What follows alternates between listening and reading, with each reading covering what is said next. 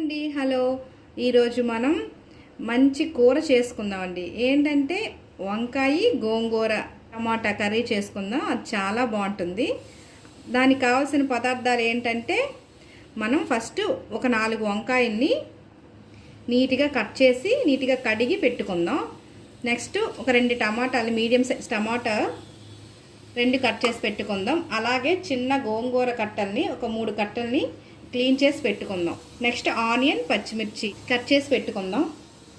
ఇప్పుడు స్టవ్ మీద బాండిల్ పెట్టుకొని కొంచెం ఆయిల్ వేసుకొని ఒక కడిగి గోంగూర పెట్టుకున్నాం కదండి, దాన్ని ఫ్రై చేద్దాం. ఇప్పుడు ఆ బాండిల్లో నూనె కాగిపోయిందండి, మనం గోంగూర వేసుకుందాం. బాగా మెత్తగా అయినంత వరకు ఫ్రై చేసుకుందామండి. ఇలా ఆయిల్లో బాగా ఫ్రై అయినంత వరకు ఫ్రై చేసుకుందామండి. చూడండి ఎంత తొందరగా మగ్గిపోయిందో. కొద్దిగా సాల్ట్ వేసుకొని మగ్గించుకుందామండి. ఇదిగో చూడండి, చాలా బాగా మగ్గిపోయిందండి. ఇది మనం ఒక బౌల్లో తీసుకుందాం. ఇది ఒక బౌల్లో తీసుకొని తర్వాత మనం నెక్స్ట్ ప్రాసెస్ చేద్దాం. అదే బాండిల్లో మళ్ళీ మనం కొంచెం ఆయిల్ వేసుకొని ఇప్పుడు ఆవాలు, జీలకర్ర వేసుకొని పోపు దినుసులు కాగాక కొంచెం మీకు ఒక టిప్ చెప్తానండి. చిన్న ట్రిక్ ఏంటంటే ఇందులో కొంచెం మెంతి పొడి వేసుకుంటే చాలా టేస్ట్గా ఉంటుందండి. పోపు వేగినాక మనం పచ్చిమిర్చి, ఉల్లిపాయ వేసుకుందామండి. ఒక 2 నిమిషాలు ఫ్రై చేద్దాం. ఆనియన్స్ మగ్గిపోయండి. ఇప్పుడు మనం 2 మీడియం సైజ్ టమాటాలు కట్ చేసుకొని వేసుకుందాం. ఆ టమాటాలు మగ్గడానికి కొంచెం సాల్ట్, పసుపు వేసుకుందాం. టీ స్పూన్ సాల్ట్, పసుపు వేసుకుందాం. చూడండి, టమాటా బాగా మగ్గిపోయిందండి. మనం వాటర్లో వంకాయ ముక్కలు వేసి పెట్టుకున్నాం కదండి, ఆ వంకాయ ముక్కలు వేసుకుందాం.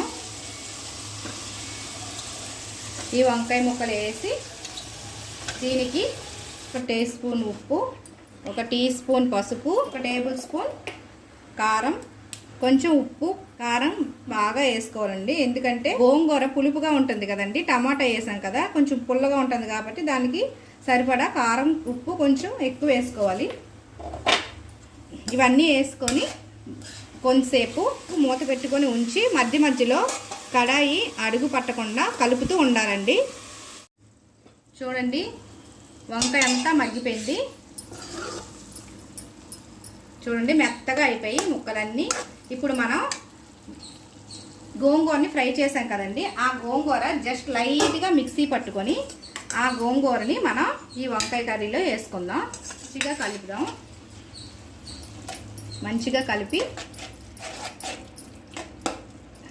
ఇందులో కొంచెం ధనియాల పొడి కూడా ఒక టేబుల్ స్పూన్ వేసుకొని అవన్నీ కలిసేట్టు నీట్గా కలుపుకొని ఒక 2 నిమిషాలు మగ్గబెట్టుకుందాం. ఇదిగోండి, వంకాయ గోంగూర కర్రీ రెడీ అయిపోయిందండి. మనం ఇప్పుడు రైస్తో తింటే చాలా బాగుంటుందండి. ఫైనల్లీ ఏం చేద్దాం, కొంచెం కొత్తిమీర దానిపైన వేసుకొని ఒక్క నిమిషం అలా కలిపి స్టవ్ ఆఫ్ చేద్దాం.